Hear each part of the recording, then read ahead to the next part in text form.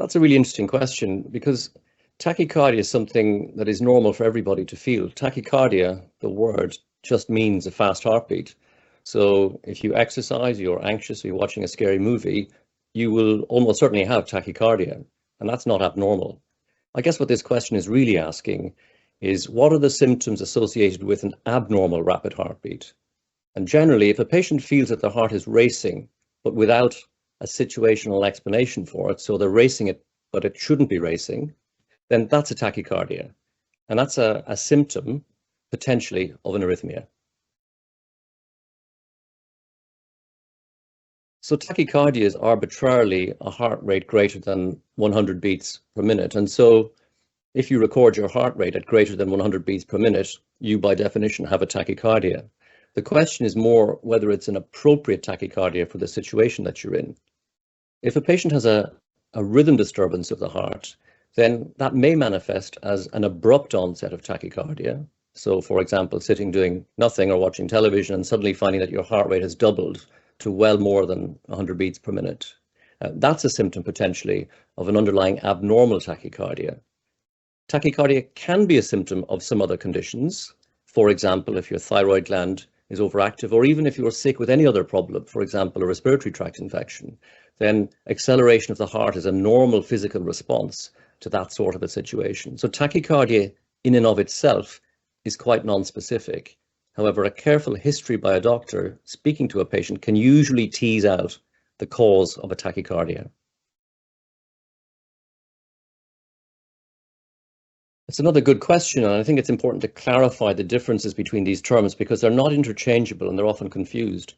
So an arrhythmia means a disturbance or abnormal disturbance of heart rhythm, and both a tachycardia, a fast heart rhythm, and a bradycardia, which is a slow heart rhythm, can both be referred to as arrhythmias or abnormalities of heart rhythm.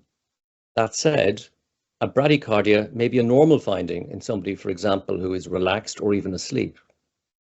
So the symptoms of tachycardia and bradycardia in patients who are aware of their heart beating, a tachycardia will feel like a rapid heartbeat. Patients don't often complain of a bradycardia, but may complain of fatigue. And on investigation, a potential underlying explanation may be a bradycardia, although that's not a common cause of fatigue. More often, these sorts of things are found incidentally, when a patient might get their blood pressure checked or visit their doctor and find that their resting heart rate is either above 100 beats per minute, tachycardia, or below 50 beats per minute, bradycardia. But neither of those findings necessarily mean that there's a problem for that patient. And that's why it's important to seek advice.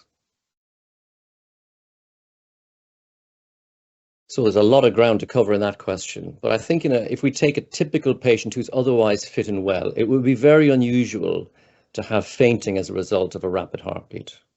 However, losing consciousness is not normal. It's never completely normal to do so.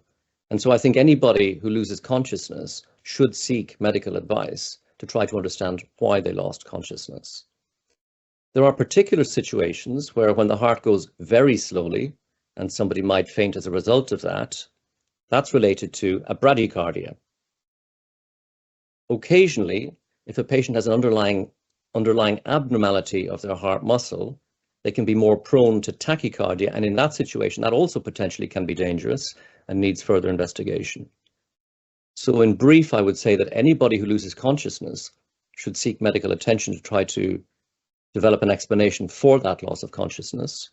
But if patients have recurring or persistent episodes of dizziness, lightheadedness, or an awareness of their heart beating either rapidly or erratically, then they should also seek medical attention to try to understand whether this could be due to an arrhythmia, an underlying abnormality of the heart rhythm.